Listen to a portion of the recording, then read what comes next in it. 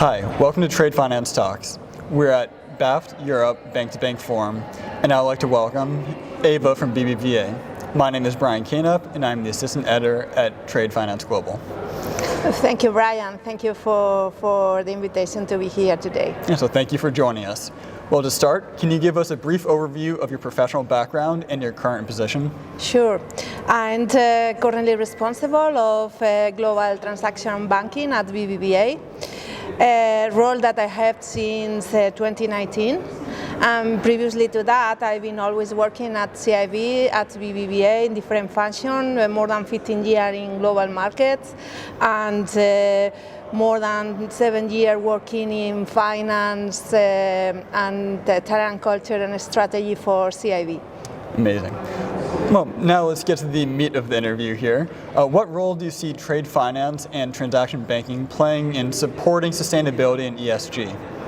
Well, that is a very interesting question. I mean, the world is really facing a lot of changes related to climate and social inequalities. So working for a more sustainable future is the most relevant things in the society.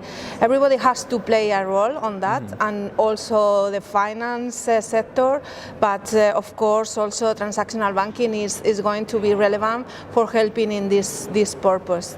The decarbonization of the society, the business and the balance sheet, it means a huge amount of investment, a lot of political commitment, and more incentive for push the innovation and for trying to make viable all the investment that are required for getting these targets. And the journey is going to be very complex. A lot of concern around this right now. The uncertainty regarding how we measure the impact, the different taxonomies, metrics and commitments that we can see from many companies and many governments.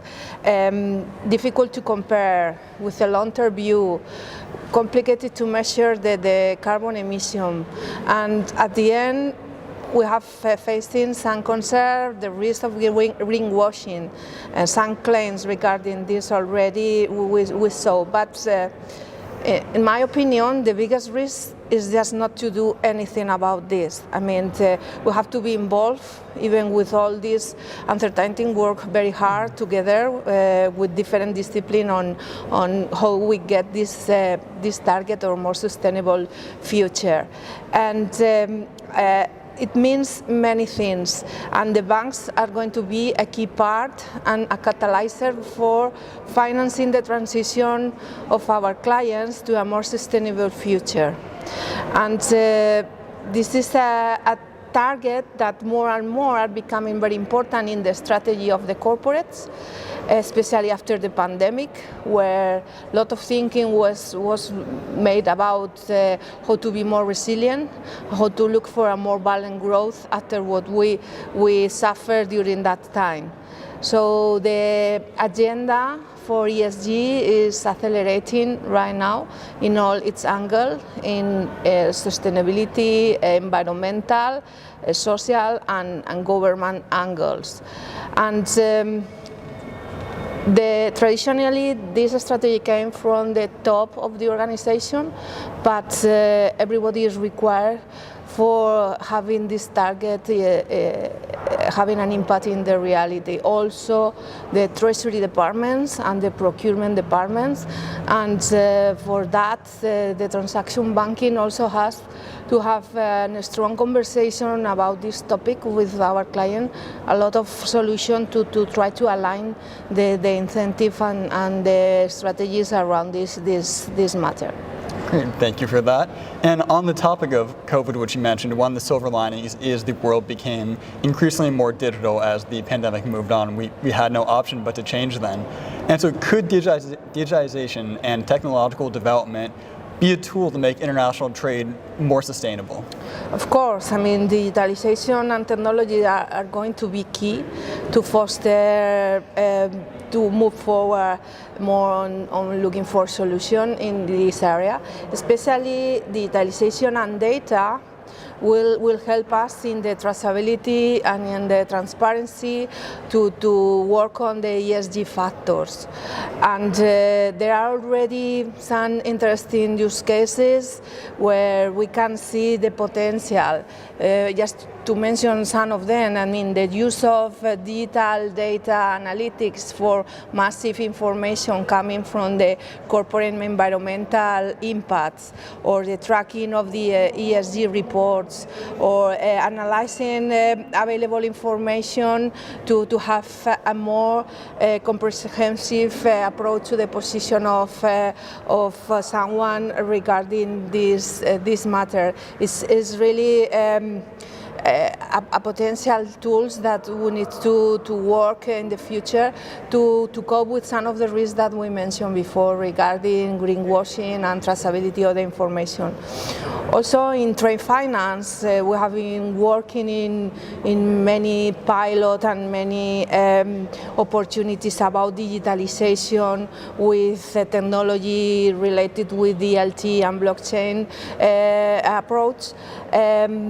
There is no, this is not simple. It's very complicated to escalate because there are many stakeholders has to coincide in the same blockchain, in the same technology at the same time. But it's true that this technology could also give us some more positive uses regarding the traceability of the information about the goods since the beginning, and the sourcing of these trades to prove and to certify deal by deal, and in an immutable system the environmental characteristic of the trade that are very important to foster. So what is BBVA doing to help ensure the sustainable goals are actually being achieved? What practices, in your opinion, have been the most successful in ensuring compliance?